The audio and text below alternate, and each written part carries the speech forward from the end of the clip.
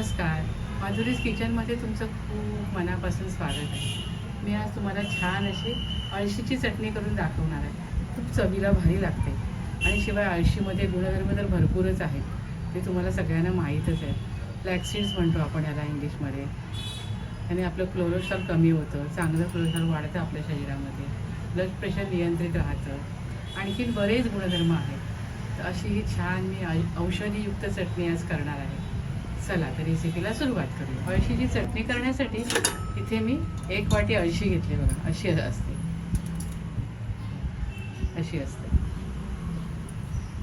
अर्धी वाटी तीळ घेतले, 2 चमचे धणे घेतलेत. बघा 2 चमचे जिरं घेतले, कढीपत्त्याचे 20-25 पानं घेतले, लसणाच्या 2-3 कुड्या जवळ 25-1 पाकळ्या आहेत त्या घेतल्या, हिंग घेतलाय, आमचूर पावडर, मीठ घालणार आहे आणि तिखट घालणार आहे. प्रथम आपण अळशी, तीळ, धणे, जिरे, कढीपत्त्याची पानं सारं काही भाजून घेऊया. इथे मी कढई तापत ठेवली आहे. कढईमध्ये आपण अळशी घालूया.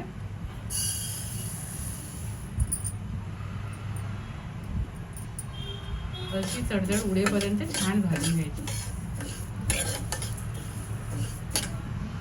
बघा इथे अळशी भाजत आहे. बघा रंगही बदलला ना. आता आपण याच्यावर तीळ घालूया. तीळही छान भाजून घेऊया.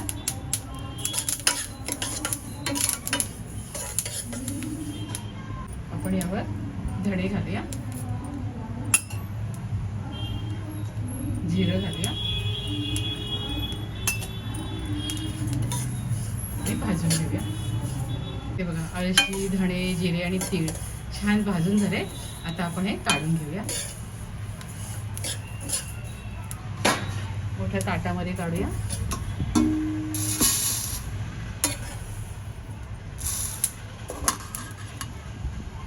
आता आपण कढीपत्त्याची पानं आहेत ना, ती कुरकुरीत होईपर्यंत आपण भाजून घेऊया.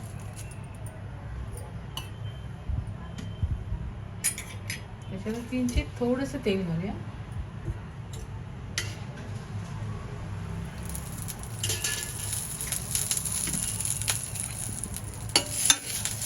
आणि कुरकुरीत होईपर्यंत भाजून घेऊया. इथे कढीपत्ता पण छान भाजून झाले. बघा आवाज येतो ना असा कुरकुर पानांचा, म्हणजे पानं आपली एकदम कोरडी आणि चांगली भाजून झाली आहे. आपण आता हे काढून घेऊया. आता आपण लसूण थोडा भाजून घेऊया.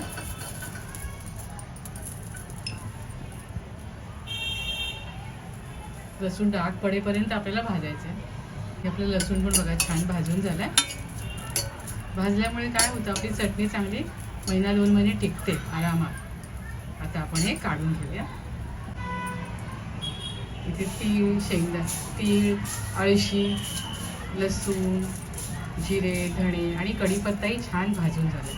आता आपण यामध्ये चवीप्रमाणे मीठ, मी रॉक सॉल्ट वापरते, मीठ घालूया, हिंग घालूया, आमचूर पावडर घालूया आणि लाल तिखट घालूया. हे बेडगी मिरचीचं तिखट आहे, ते मी इथे 3 चमचे घेतले. तुम्ही आवडीप्रमाणे कमी जास्त करू शकता. आता मी हे सारं मिक्सरमधनं वाटून घेते.